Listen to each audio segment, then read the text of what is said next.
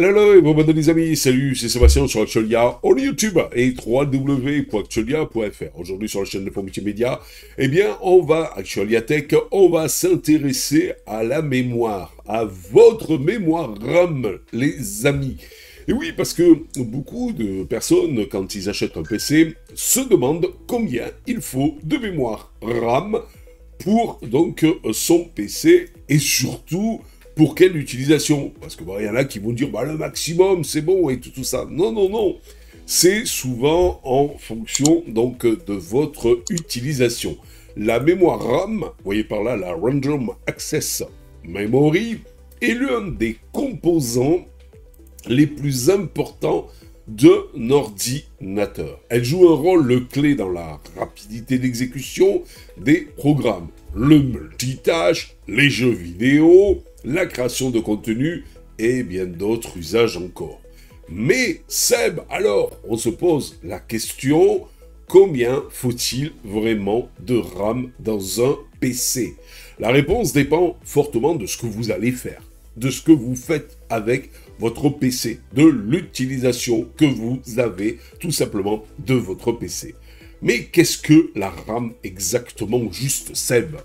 C'est là où je vais vous répondre. Avant de parler chiffres, rappelons ce qu'est la RAM.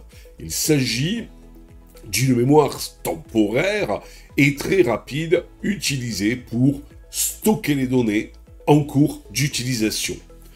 Plus vous avez de RAM, plus votre PC peut faire de choses. En résumé, en global pour simplifier, donc plus il peut faire de choses simultanément sans ralentir tout le système. Elle ne remplacera pas, bien sûr, le stockage, comme un SSD, un NVMe ou un disque dur, mais elle sert de zone de travail pour votre système et pour vos logiciels, tout simplement. Alors, maintenant, on va parler un petit peu chiffres. 4 Go de RAM, le strict minimum. Mais pour qui?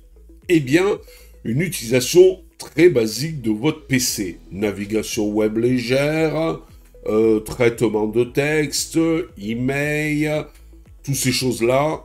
4 Go, ça peut aller avec, donc, malgré tout, un système d'exploitation léger. Avantage, suffisant pour faire tourner un système d'exploitation léger, genre un Linux, ou à la limite un Windows 10 11 en version allégée. Oui, parce que sur le net, vous avez des versions allégées, donc de Windows 10 et 11, et même des versions light de Monsieur Linux. C'est adapté aux anciens ordinateurs, aux netbooks, etc., etc. Inconvénient, très limité pour le multitâche. Si vous n'avez que 4 Go de RAM, eh bien vous allez être vite saturé, même avec quelques onglets ouverts dans un navigateur. Mais alors Seb, il n'y a qu'à augmenter la mémoire. C'est pas aussi simple parce que vous avez des PC où la mémoire est soudée.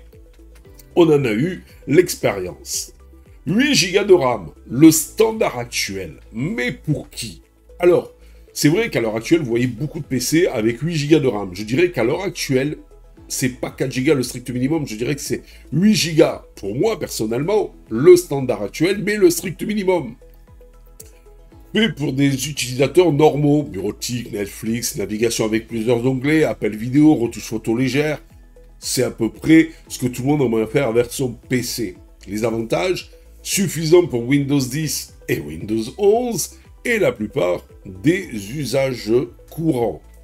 Permet de faire un bon multitâche sans trop de diminution de rapidité, de fluidité et autres. Donc c'est quand même bien sympathique. Mais les inconvénients, il y en a. Peut-être juste pour des tâches créatives, ou voire même du gaming exigeant. Voilà, donc pas idéal pour les logiciels lourds, style gros montage vidéo, développement 3D. Voilà, donc il faudrait peut-être basculer sur quoi? 16 Go de RAM. Idéal pour le gaming et la polyvalence, mais pour qui? 16 Go de RAM, donc vous commencez déjà à être confortable. Si vous êtes un joueur régulier, ce qu'on appelle un gamer, eh bien, donc, 16 Go de RAM, ce sera le top. Vous êtes un créateur de contenu, vous faites des montages vidéo et photos, de streaming, 16 Go de RAM en 2025, ça suffit.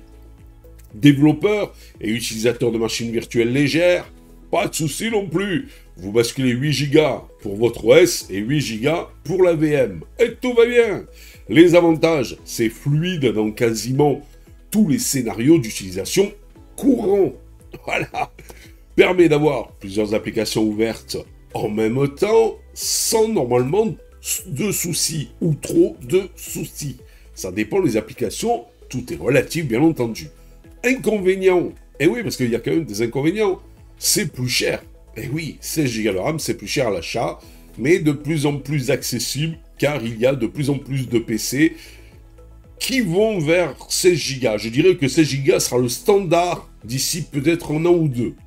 32 Go de RAM. 32 Go de RAM, c'est pour les pros et les gros workflows. Mais pour qui?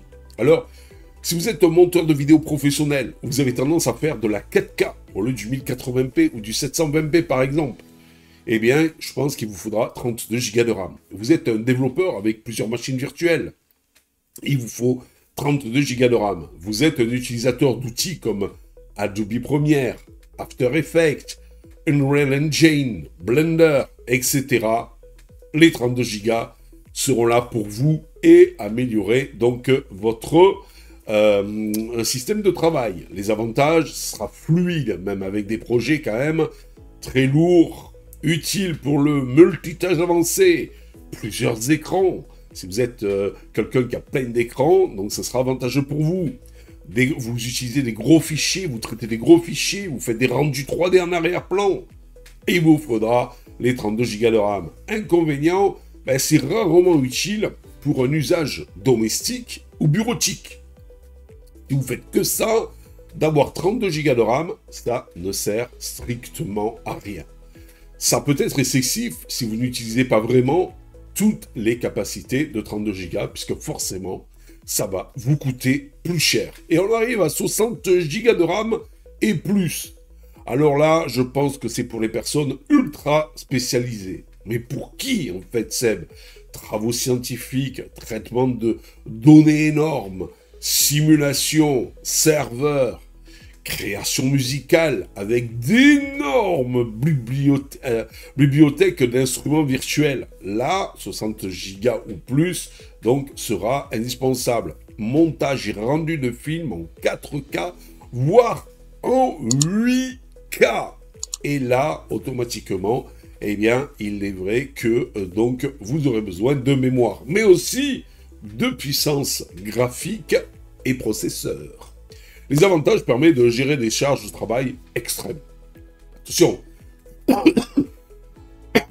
excusez-moi, il faut que vous ayez la carte graphique et le processeur qui va bien aussi.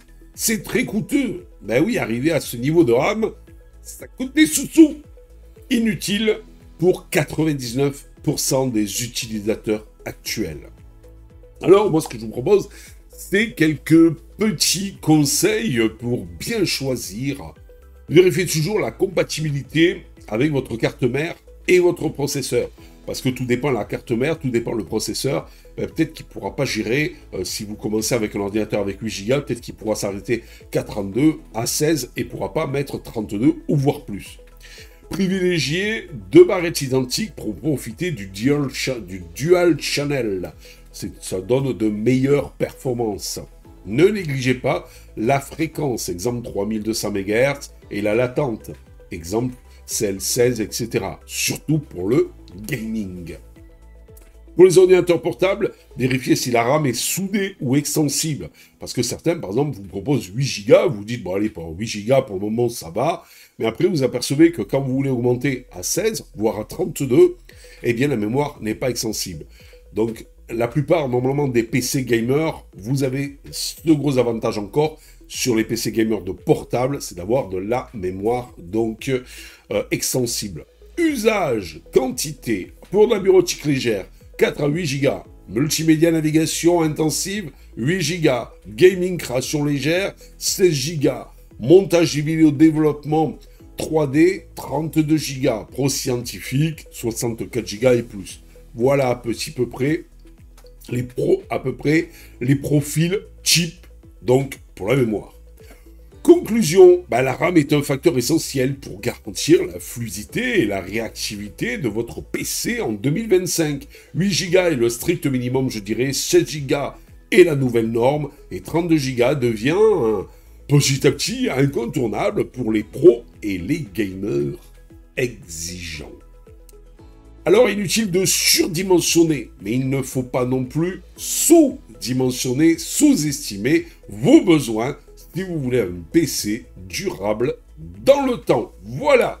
J'espère que j'en ai dit un petit peu plus sur la mémoire, celle que vous avez besoin ou pas besoin. N'oubliez pas le petit pouce en l'air, n'oubliez pas de vous abonner, tout ça vous le savez les amis, pour nous encourager dans cette belle et grande aventure multimédia avec vous. Allez, ciao, à bientôt. Si vous avez aimé cette vidéo, abonnez-vous, mettez un pouce en l'air, et partagez cette vidéo, merci, cela fait toujours plaisir.